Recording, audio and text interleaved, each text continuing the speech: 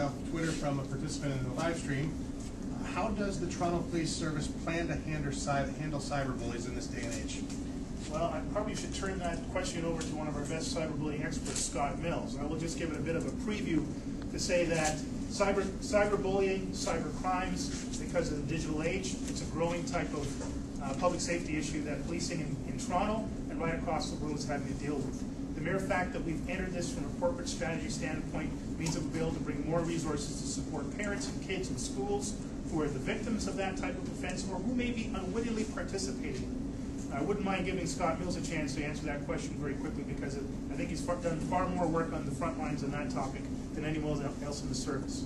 Come in front of the mic. Come on in front of the mic, Scott. Let me hold it for you.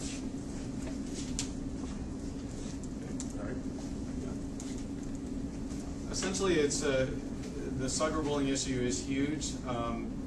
There's a strategy that's basically based on relationships and technology, and it's simple. It's having parents and adults in all capacities, roles with kids, actually be out on the internet, in social media where their kids are, and having good relationships with them, and using the technology for the good, and monitoring what they do, mentoring the young people out there. And if they see a problem in real life, think to go online with it and ask their young people what's going on online. And if there are problems online, then deal with it. And us as police officers are going to be able to help that now, because we've got a lot more police officers out there that are trained on how to deal with these online issues. And when a parent or a school teacher doesn't know how they can help anymore, they can turn to the police, and there's going to be police officers that are ready and available to help out there. So report it. Is the big thing. If you're a young person out here watching this, go to an adult you trust and get the help you need, and don't ignore the cyberbullying issue at all. We want to help you. We will help you, and you can always anonymously report through Crime Stoppers at 1-800-222-TIPS. You can text message to Crime Stoppers. You can also go online and get a free Android phone app to anonymously submit to Crime Stoppers. That information will come to the police officers that are trained here in this room, here in Toronto, and we'll be able to reach out and help you. Thanks very much, Scott. As you can see, by putting officers like Scott Mills onto a social media platform, exponentially reaches that public safety message out to the people who are using those platforms, and in some cases being victimized on those platforms. It gets us a better chance for public safety, public service, public trust. How does it work if I'm a resident of Toronto and you want to reach to me? Do I have to befriend you on Facebook or on Twitter? How does it work if I don't go to see your website? Well, I mean, first of all, we encourage people to visit our website. And visiting it, explore our different social media platforms. If you want to choose to follow us or friend us, put us onto your RSS feeds. That's a great way to keep up with information generally, and you can also deal with your specific topics. We'll also be reaching out. We have school resource officers who will be taught and trained on the social media platform. Officers like Scott Mills and Tim Burrows who've already created their own followers in terms of traffic safety for Tim, and youth outreach in terms of Scott. And we're going to have officers right across the service, just from the 20-odd officers and civilian members that we have in there, who'll be reaching out in their own spheres of influence, in their own areas of expertise, who'll be contacting you and letting you know about what we have available specifically in relation to their jobs and more generally what the service is doing. Thanks for the question. Going back to the social stream, Deputy, what would you say has been your biggest wow moment where you've been impressed with the technology? Wow. That's exactly it. You know, on the negative side, we start with the negative side. I think we saw the power of the medium in terms of public trust very much squarely out of the impact of the G20 here in Toronto. It demonstrated to us how this medium will also improve public safety, public service, and public trust. And it made me aware acutely of the need for us to be communicating on all the channels in all the best ways that we can. On the positive side, I have to say today, looking out across this audience, 3 days ago, every one of the members in this room, myself included, when we started this training course, still had a high level of cynicism, suspicion, and a deal of fear about entering into this world officially.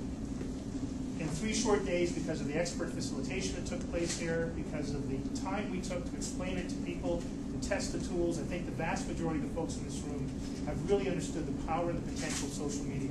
And the mere fact that today, on a busy day down at City Hall, on a busy international day with what's happening south of the border, over in Norway, we have this many members of the mainstream media, community media, ethnic media, and social media present to watch this launch indicates the great potential of this for public safety, public service, public trust.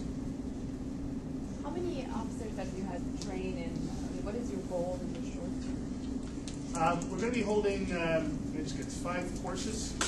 170 people over the course of about 5 different training sessions.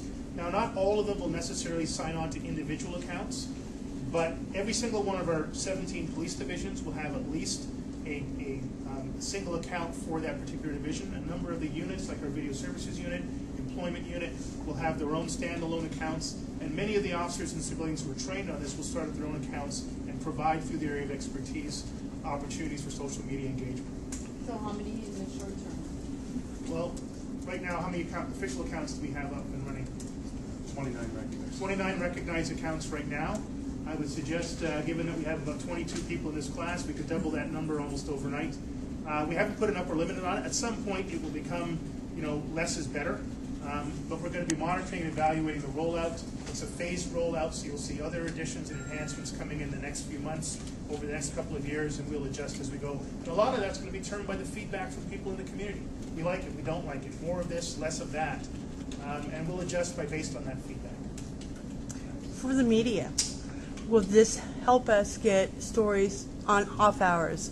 I mean, we know guys like Tony quite well over the phone, but there are crimes that happen during the night and on the weekends or on holidays, and we have to wait often to be able to speak to the official people.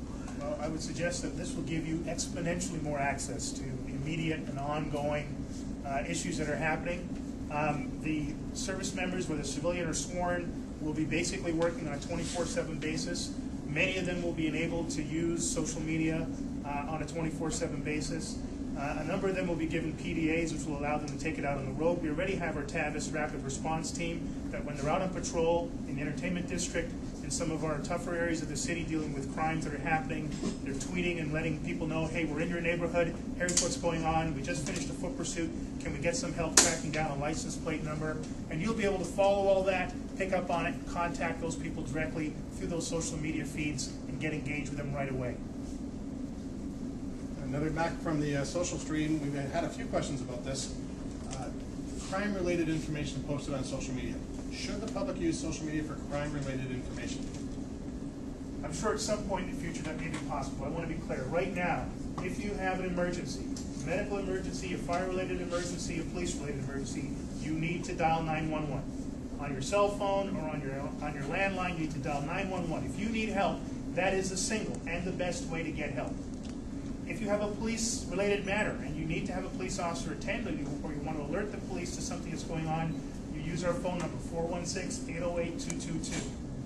If you have a general inquiry, you want to start a conversation, you want to raise an issue that needs some sort of a dialogue, you simply want to get to know your local police service, then by all means use any one of these social media platforms, communicate with us, coordinate with us, collaborate with us, help us to keep the city a safer place to be. But if it's an emergency, you must use 911. Use our 222 number for any other police service-related matter that you need, and all these other platforms will enhance that basic platform of service delivery. At some point in the future, we may have other options for you, but that's the way things are set up right now.